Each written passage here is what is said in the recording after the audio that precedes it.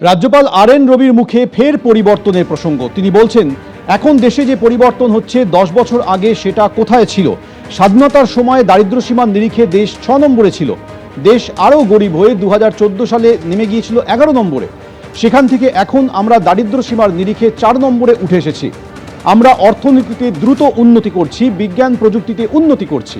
আর কি বললেন রাজ্যপাল, শুনুন। आज जो हमारा समाज, आज हमारा देश में, राष्ट्र में जो परिवर्तन हो रहा है, आज 10 बरस पहले कहाँ थे? गरीब थे, 11वें नंबर पर थे दुनिया में। आजादी के समय हम छठे थे, 2014 तक हम 11वें लेवल पर आ गए, ज्यादा गरीब से गरीब होते चले गए। आज हम चौथी पर आ गए। हमारी आर्थिक दर जो आर्थिक वृद्धि का, विकास का दर दुनिया का सबसे बड़ा फास्टेस्ट ग्रोइंग इकोनॉमी है।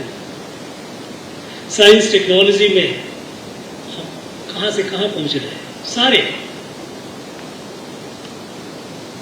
ये सारे कार्य ये कौन कर रहा है?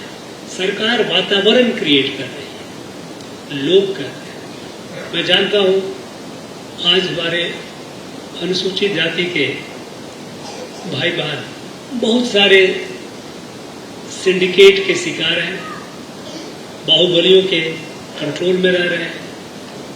उनका जीवन, उनकी लाइवलीहुड के लिए वो उन पर आश्रित हो जाते हैं।